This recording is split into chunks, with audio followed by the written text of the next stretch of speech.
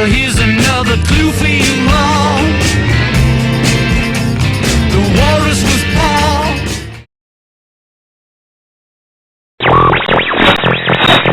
WKNR, Gamer 13. Another hour of music power. Who do we have here? What's your name? Tom on the line. Yeah, hello, Tom. What's going down? I was going to rant with you about McCartney being dead. What is this all about? Yeah, well, what school do you go to? I go to Eastern Michigan. Eastern Michigan, and you heard that McCartney was dead. Yeah, that's right. It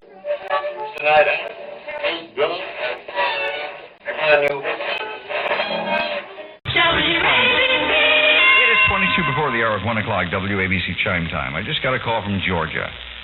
Now, this doesn't mean a heck of a lot, except for the fact that the other night I got a call from Indiana, and the whole thing is about one thing. The fact that there's something very strange about the Beatle Paul. The fact that the Beatle Paul may be dead. Any parent can testify the lifestyle of the Beatles has always been somewhat different. And if you believe current rumor, their style of revealing Paul McCartney's alleged death is being carried out with singular taste. Most agree that the death of Paul occurred in November 1966. Thus, the Sgt. Pepper LP would be the first album to contain clues. If you will take Strawberry Fields Forever and play it at 45 RPM, take the LP and play it at 45, you will distinctly hear the words, "I buried Paul." If you will look at the Sgt. Pepper's album, the first strange thing you'll notice is that on the cover, and this may or may not be true, there's a hand over his head, somebody's right hand. Hello? Hello, Miss... Yes, Derek Taylor. Yes, sure. How are you, sir? Why the preoccupation with death and exotic symbolisms of death? I'm not aware of any preoccupation with death or any symbolism. These are not things that we are aware of. It's coincidental. Unless there somewhere deep down there's a death wish, I don't know. That could be so. Everyone's uptight about this. It's a negative trip, this is.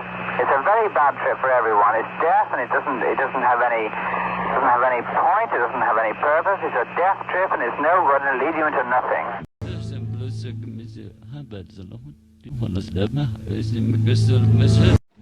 On Revolution number 9, there's an accident. They talk about an accident on the B track. They talk about hitting a light pole and going to a surgeon. Are you familiar with that one? Yes, I am, but it has no meaning, it has no relevance. If the conclusion you reach is that I'm dead, then you're wrong, because I'm alive and living in Scotland. Thank you, Mr. McCartney.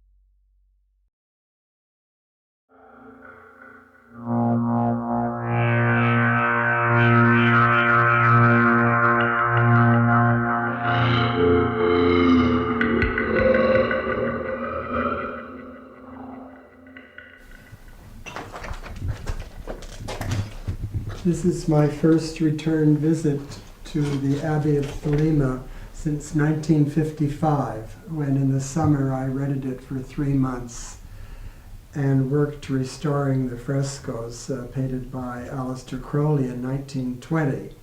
This was the original front door of the Abbey, and on the outside he had painted in very large letters, "Do what thou wilt," which was part of his credo. "Do what thou wilt shall be the whole of the law."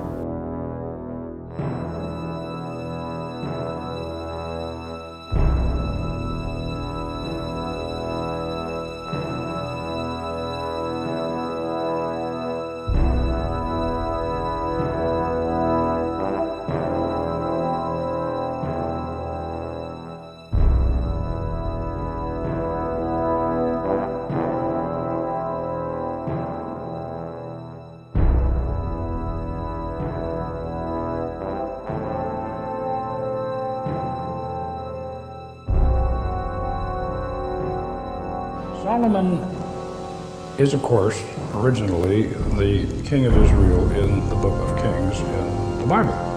And he lived around 800 BC, and he was the great king who built Solomon's temple. So now from his legend, if you will, arises the Masonic fraternity, and also arises the legend of Solomon the Great Magician. Little Megaton and the Greater Key of Solomon. These handbooks of magic were attributed to Solomon for 2 reasons. Number 1, he was the great magician, the legendary magician, and number 2, these people were afraid to put their real names on the books because they'd get burned at the stake.